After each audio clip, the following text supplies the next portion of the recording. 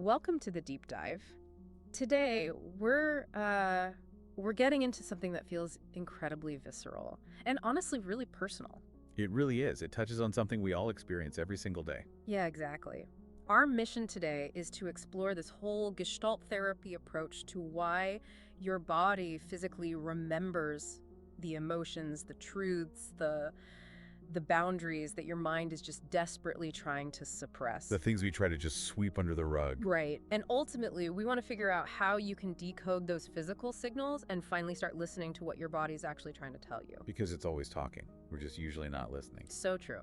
To ground us, I want to paint a picture here that I think a lot of people are going to find a little too relatable. Let's hear it. Imagine it's late. You're sitting at your desk, fingers hovering over the keyboard, and you technically finished your work hours ago. But you're still there. Still there. The screen is just glowing softly in this dim room. Outside, everything is totally still. But inside, there's this low, persistent hum of anxiety. Just vibrating in the background. Exactly. You've been telling everyone all day, like, I'm fine. You said it to your partner. You said it to your boss. You probably muttered it to yourself in the mirror. Everything's fine. Right.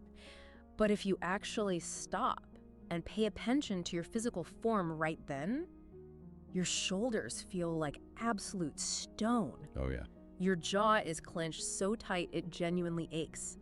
And there's this knot in your stomach that hasn't loosened since, I don't know, a meeting at 2 o'clock, where you just nodded politely while your insides were basically screaming.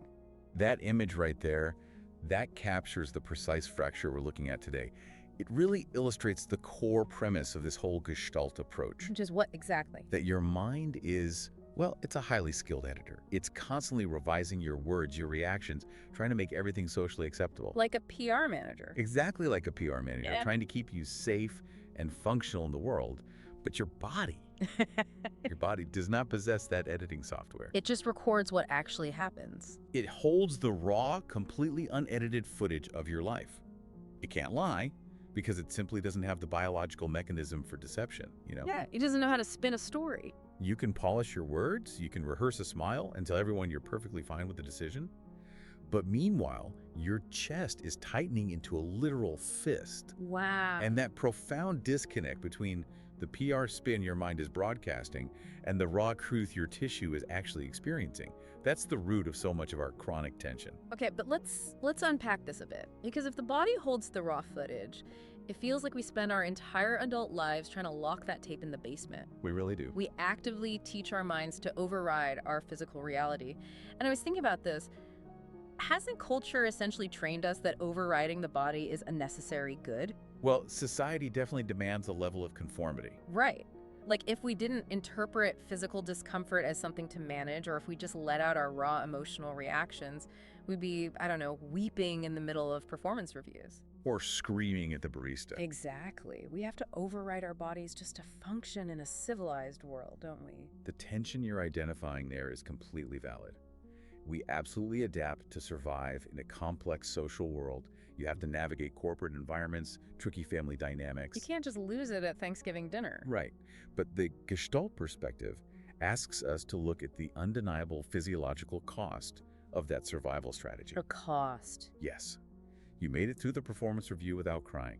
You swallowed your truth to keep the peace. Yeah. But the issue is when you swallow that truth, your throat literally constricts. You can literally feel that. You can. The musculature physically engages to choke back that emotional impulse. When you chronically betray your own boundaries to accommodate others, your posture alters. Wait, really? Like structurally? Yes.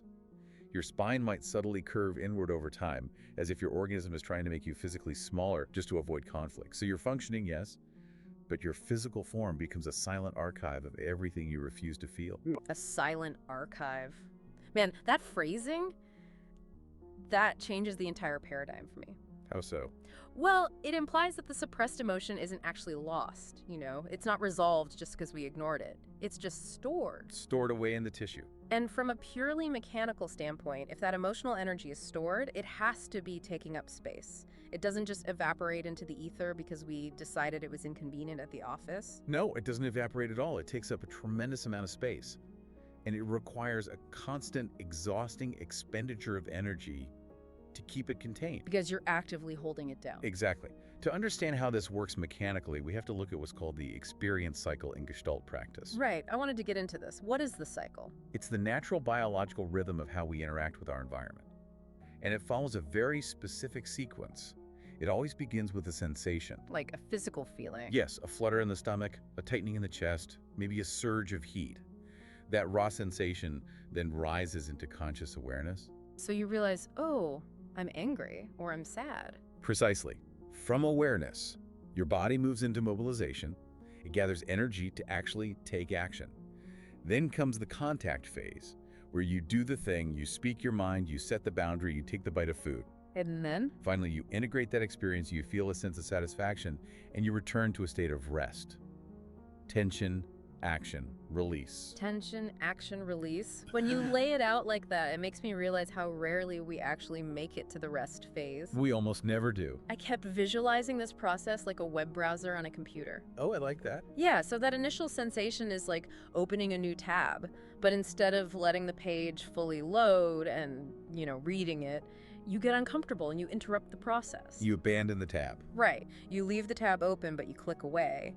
Then another sensation happens. You open another tab and you interrupt that one too. And then what happens to the computer? Eventually, you're walking around with like 80 heavy tabs open in the background. Your internal fan is whirring, your battery is completely draining, your entire system slows to a crawl, but nothing is actually happening on the display screen. That analogy perfectly captures the sheer metabolic exhaustion of this. You're describing a nervous system that is completely bogged down by interrupted cycles. Just constantly buffering. Yes. And it's important to be compassionate about why we do this. We don't interrupt our own experience cycles because we're broken. We don't. No. We interrupt them because life taught us, usually very early on, that completing the cycle was unsafe. Oh, wow. We learned that expressing our anger led to punishment. Or we learned that showing our sadness overwhelmed our caregivers. So to protect our attachments, to survive our environments, we learned to pull the plug on our own aliveness halfway through the cycle. We basically figured out that being easy to manage meant being less of ourselves. That's a profound way to put it, yes. Yeah. But, because of the laws of physics, that energy we pulled the plug on has to go somewhere. If I'm furious, but I force myself to smile and be accommodating, the adrenaline, the muscular tension, it doesn't just vanish. It pools in the body. You wanted to cry, but you told yourself it was unprofessional. That sadness pools as a heavy, stagnant weight in your chest. I can literally feel that heavy chest feeling just talking about it. Right. You wanted to voice a severe injustice, but you kept quiet to maintain the status quo. That unexpressed, mobilized anger becomes chronic structural tension in your jaw and your shoulders. And then it probably leaks out elsewhere. Oh, always. Yeah. Leaks out as low-grade irritability, making you snap at your partner over a completely unrelated issue like dishes in the sink. Yep, been there. In this framework, this trapped pooling energy is known as unfinished business. Unfinished business, which honestly completely reframes how we should look at burnout. It really does. It makes you realize that chronic exhaustion often isn't about a lack of sleep. It's the sheer caloric effort of keeping those 80 emotional tabs frozen in place. It takes so much energy to not feel. Yeah. And if this unfinished business is pooling in us, we must be actively trapping it. I didn't even realize I was doing this until I started looking at the specific subconscious strategies we use to survive. The adaptations. Right, the 4 adaptations. The first one that caught my eye is called retroflexion. Let's talk about that. Retroflexion is a profound survival mechanism.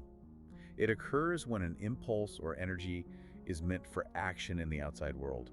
But because you deem that outward action unsafe, you loop the energy back onto yourself. You loop it back, yes. You literally become the target of your own interrupted impulse. So instead of turning to someone and saying like, the way you spoke to me was unacceptable, I bite my own tongue. You bite your tongue, you clench your jaw. I silently berate myself for being too sensitive. Yeah, precisely.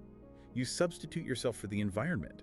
The energy of that boundary setting was supposed to move outward, right? Creating space between you and the other person. But by retroflecting it... By retroflecting it, you absorb the impact entirely. Over time, this creates immense internal pressure. It often manifests physically as tension headaches, digestive issues, chronic muscle pain. That is wild. You're essentially attacking your own organism because attacking the actual problem feels too dangerous. It's like swallowing poison to keep the peace, but then your own stomach lining burns. That's exactly it. And that leads right into the second strategy, which is confluence. If retroflexion is about attacking yourself, confluence seems to be about completely erasing yourself. Erasing the boundary, yes. It's described as merging so intensely with the expectations, the moods of others, that you lose your own center entirely. Confluence is the absolute dissolution of the boundary between you and the world. You literally cannot tell where your feelings end and someone else's begin. Like if my partner is anxious, I just instantly become anxious. Yes. If your boss is frustrated, you contort yourself into whatever shape will soothe their frustration. And the physical experience of confluence is often described as a growing numbness. Numbness? Why numbness? Because to successfully merge with someone else, you have to actively ignore your own bodily sensations. You fade into the background, you make your physical presence faint and pliable so you don't cause any friction. Wow, that fading feeling. It's terrifying when you finally notice you're doing it. You realize you don't even know what you want for dinner because your brain is entirely occupied with calculating what everyone else wants. You've completely lost touch with your own sensation of hunger or desire. Okay, and then we have the third strategy, deflection. And this is the one I feel like I see everywhere, especially in myself. Deflection is the great distancer. Right. It's the instinct to change the subject, to crack a joke when things get too real, or, my personal favorite, to deeply intellectualize your own pain. It prevents direct contact with the raw sensation of the present moment. Your mind just races ahead, explaining and analyzing. Like when someone says, "Oh, I'm fine, it's just my childhood trauma acting up again," with a smile. Exactly. You might sit in a therapist's office and say, well, from a psychological perspective, my early dynamic created this attachment wound, and you sound very put together. So what's happening in the body? Your body remains completely frozen in the original moment of hurt. You talk about the pain, you circle around the pain so that you never actually have to feel the pain. You stay safely up in the helicopter, reporting on the forest fire down below, instead of actually standing in the burning trees. You avoid the heat entirely. Man, that's heavy. But of all these strategies, the fourth one, projection, is where things got really fascinating for me. Projection is powerful. Seeing in others what we refuse to feel in ourselves. Yes. There was this specific example about workplace dynamics that completely shifted my perspective. The example of the coworker who never listens. Walk us through that one. Okay, so imagine you have a colleague, and you are constantly aggravated by them. You come home and complain to your partner every night like, "They never listen to me. They just talk over everyone. They take up all the air in the room." A very common scenario. Right. But the Gestalt perspective suggests that this intense irritation might actually be a mirror. That colleague might be reflecting a part of you that feels desperately unheard. Rather than doing the really vulnerable work of turning inward and admitting, "I feel unseen in my life, I feel like my voice doesn't matter," you just label the coworker as the problem. It's an incredibly subtle and powerful form of avoidance. Because, let's be honest, it is vastly easier and safer to be annoyed by someone else's obnoxious behavior than to sit with the crushing grief of your own unexpressed needs. Totally. I can just stay mad at Dave in accounting. Right. We export our unfinished business. We take the feelings we've deemed unacceptable within ourselves, whether that's sadness, anger, or even just the desire to be the center of attention, and we project them onto the people around us. But the body knows we're doing a sleight of hand, doesn't it? It knows when you're blaming the guy in traffic instead of feeling your own underlying chaos. The body always keeps the score of this outward performance. The more heavily we rely on retroflexion, confluence, deflection, and projection, the more alienated we become from our own aliveness. We just drift further away from ourselves. We bypass the very physical signals that are trying to guide us back to a state of wholeness.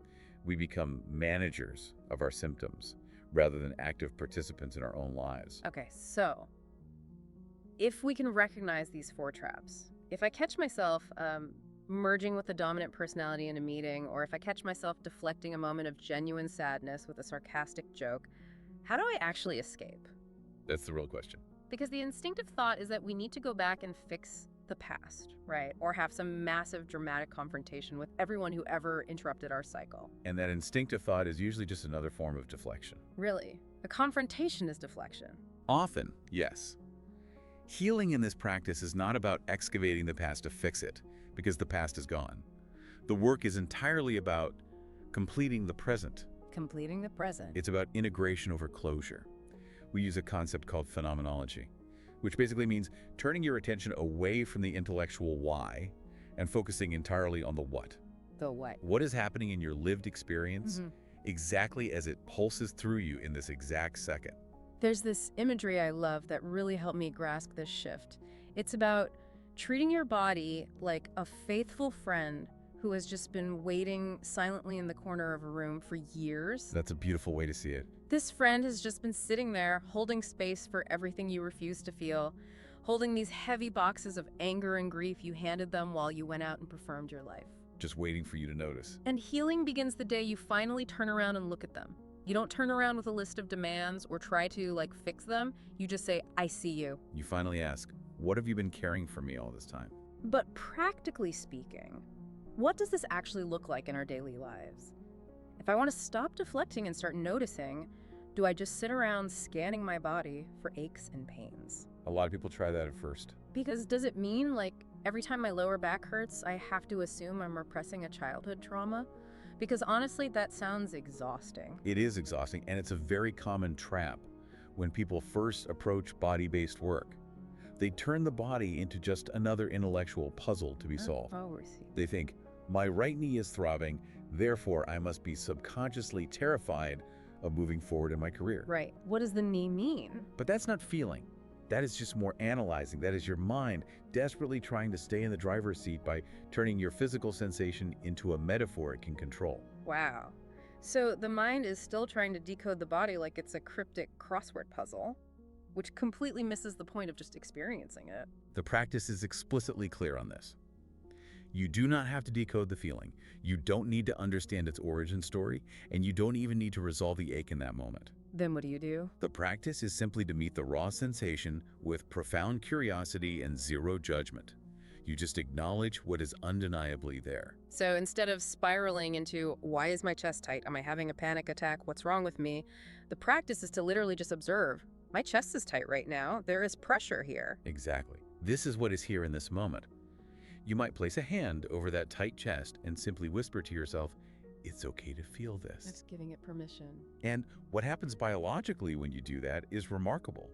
When you stop fighting your own present tense experience, your nervous system stops perceiving you as a threat to yourself. It realizes you're safe. The system softens. Mm-hmm. That trapped energy, that unfinished business that's been frozen in your tissue, it finally receives permission to move. The interrupted experience cycle can organically resume. It's okay to feel this. It sounds almost too simple to be effective, but when you actually try it during a moment of intense stress, the physical relief is profound. It really is. It feels like you finally lay down your weapons, like you stop fighting a war against your own biology. Because you're finally aligning with the absolute truth of the moment. You're no longer telling your hands to stop trembling when they're full of adrenaline. Right. You're no longer scolding your body for being exhausted when you've pushed it far beyond its natural limits. Yeah. You're choosing raw sensation over the mind's edited story. You're choosing honesty over artificial harmony. And every time we make that choice, it feels like we reclaim a piece of ourselves that we had basically abandoned just to survive. We invite ourselves back into the room. To synthesize our journey today, we've explored how our minds constantly spin reality to keep us socially safe, but our bodies remain our most unfiltered, honest companions. They hold the truth when we can't. They hold our unvarnished truth through tension and pain while we perform and pretend. We interrupt our natural emotional cycles and store that unfinished business in our tissues, relying on exhausting strategies like retroflexion and projection. Just to keep the tabs open. Exactly. But healing doesn't require us to fix ourselves like we're broken machines. Healing starts the exact moment we stop treating our physical form as an inconvenience and simply start witnessing its experience. And as we conclude, there's a forward-looking perspective here that is crucial to remember. What's that? It's very easy to look at this approach and start viewing the body solely as a tragic archive of trauma and unresolved pain. But the body does not only hold yesterday's wounds. No. It also holds tomorrow's longings. Oh, wow. It holds the energy for what comes next? Exactly. It holds the unspoken desire for deeper intimacy. It holds that quiet, buzzing yearning to create, to move, to speak your actual truth, and to be seen in this world not as the polished character you play, but exactly as you are. That's incredibly powerful. That flutter in your stomach might be the fear of judgment, yes. But it also might be the suppressed excitement for a completely new chapter of your life. When you finally start listening to the physical signals, you aren't just opening the door to your past grief, you are unlocking the door to your future vitality. That reframes everything about how you interact with your own physical existence. What if the heavy fatigue you feel isn't a sign of laziness, but profound biological wisdom demanding that you rest? Or what if that chronic tension in your jaw is a brilliant signal, pointing you toward a boundary you desperately need to set? Guiding you toward the life you actually want to live. We spend so much of our waking lives trying to escape the confines of our bodies when our bodies are the only place where our lives are actually happening. The only place we truly exist. So, right now, in this exact moment, if your body could speak in full sentences, what is it saying to you? Thank you for joining us on this deep dive.